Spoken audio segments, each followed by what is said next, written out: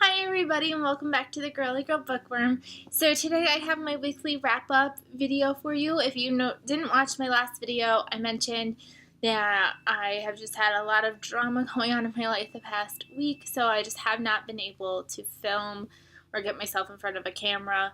I did mention it on my Instagram, which I will leave linked down below because my Instagram is so new. But I'm hoping that that will be a really great way to keep up with what is going on in my life if I can't film. So definitely go check that out if you're interested. Yeah, so let's just get started. So I have completed 4 books. Is it 4 books? I think I've been hashtagging it wrong on my Instagram. If not, I don't know. I finished 4 books out of my Project 50 so far.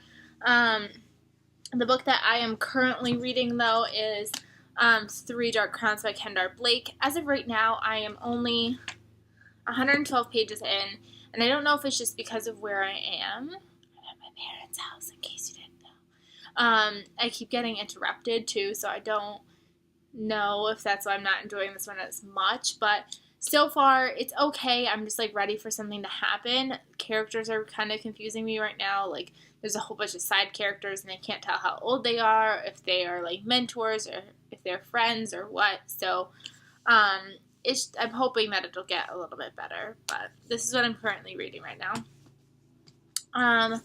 Last week I read Torn Away by Jennifer Brown. This is a book about a girl who a tornado comes and hits her hometown, and unfortunately she's home by herself when it happens, and a whole bunch of things that go down when tornadoes happen. I decided to read this because of the fact that there was so much going on with the hurricanes and everything that were coming through the states and Puerto Rico and all of that. So, and Texas and Florida and all that. So I decided that I would read this because I felt like it was fitting. And it was really heartbreaking. Like I almost cried a couple times throughout this book. I did give this book 4 stars, I believe. There were a lot of side characters that like I really disliked, and I think they were supposed to be dislikable. But I did enjoy this book. I don't want to say too much because I don't want to spoil it. It kind of, not that it spoils itself, but every now and then it kind of reveals something that's, like, you could tell. The way the character is speaking, you could kind of tell what is going to happen, but it is just devastating, and I can't even imagine going through a situation like she had to in this book. The devastation is just awful, awful. And P.S., her friends suck. That's one thing that I do have to say. Those characters, I don't know why they had to suck as bad as they did, but they sucked. I just said that word like 10 times in a sentence, but they were awful. They were just pure awful, and I was like, these are not people that you want to be friends with. They were just not nice. I didn't like them. And then I picked up Famous Last Words by Katie Allender. And this book I grabbed off a book outlet. I had heard about it, but I didn't really know too much about it going into it. And I loved this book. I gave this book 5 stars. If I remember correctly, it was like a 4.55 star. And it's like this it's set in a contemporary real world, but it kind of has a paranormal twist. But it also has a thriller aspect, like a murder mystery thriller aspect, and I really, really enjoyed this book more than I thought I was ever going to.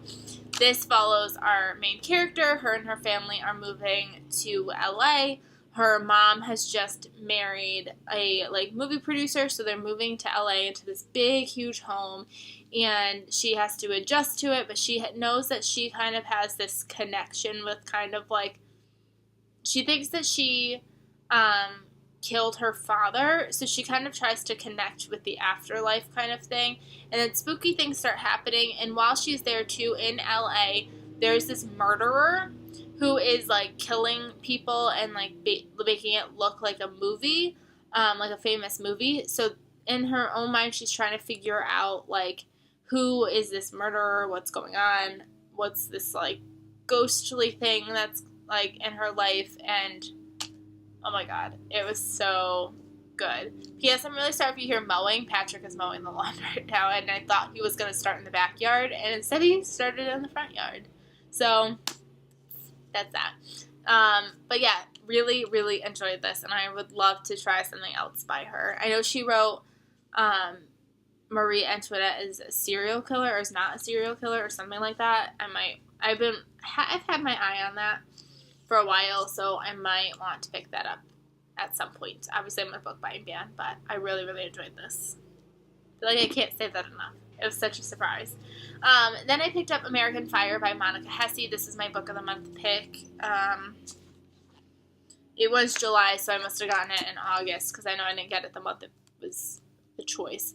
But this is a nonfiction book about this town in Virginia that was having, like, 80-something, like, fires. A lot of them were being set to abandoned buildings, and they were trying to figure out who did this, why they did this, and basically trying to get them put in jail for their crime. I thought this book was pretty good. I gave it 4 stars.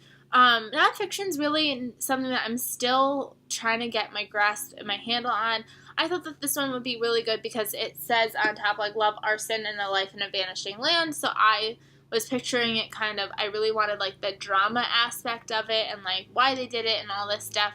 But it wasn't as intense as I was expecting it to be, and that's fine. I really enjoyed it, though. Did I say I gave 4 stars? Because I gave 4 stars.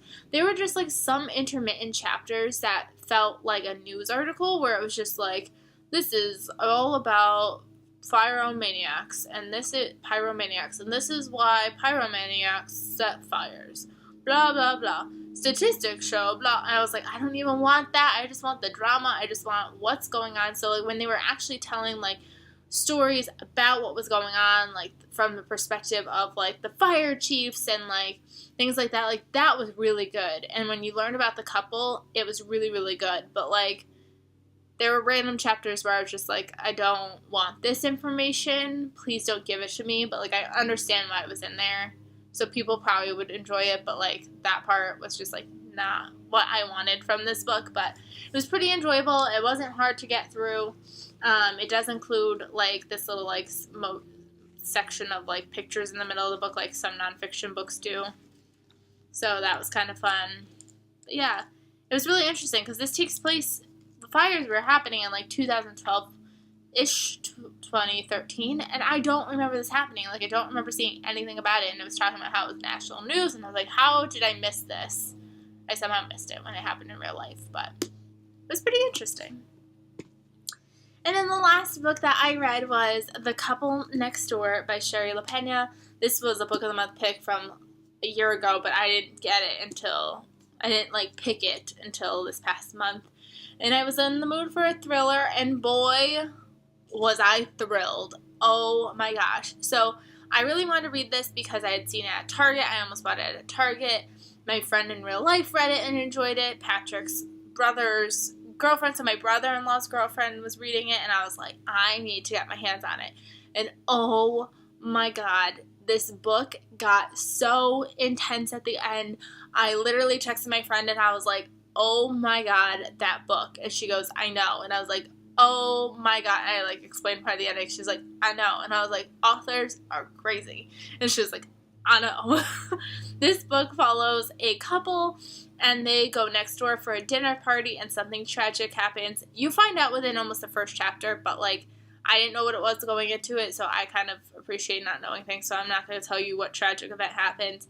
But, like, police get involved, and crazy things go down, and the whole thing is, like, do you really know your neighbors? Do you know your husband? Do you know yourself? Do you, like, secrets galore in this book. Some of it was a little bit predictable. Like, I kind of figured out who was, like, the mastermind pretty early on, but I didn't realize to the extent, and holy crap, that last, like, page, that last, like, chapter, oh my god, like, that was insane. And, like, the reasoning, like, granted, like I said, like, I knew who the mastermind was, but I didn't realize why and to what extent.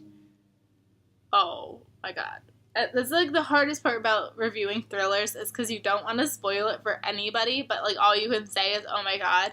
So if you have not read this book and you like thrillers, I would definitely recommend you pick this book up for around Halloween time, because this is just a really, really good thriller. And she just wrote a new book. Once I'm not on my book by man, maybe I'll pick that one up. But that was like my one kind of thing that I had against this book, why I didn't give this book the 5th star, is the writing style was not my favorite. There was just something about it that felt very easy and felt, not easy, but like, I wish I sticky noted an example. But like, I don't know. It just seemed very like, Annie does this. Marco goes across the room. And I'm like, what? Like, it just felt too basic. I don't know. But other than that, like, I really enjoyed this book immensely. So definitely, hands down, recommend this book. So yes, there is 4 books done with my Project 50. So I think I'm doing really well. We are hopefully moving this weekend, hence why there's no books in the bookcase. I packed all my books. So hopefully on Friday, we're hopefully closing on our house, and that should be exciting. I'm hoping to document a little bit about like when I'm putting my library together, what that looks like. I am so pumped and I cannot wait. So I hope you guys enjoyed this video, and I will see you guys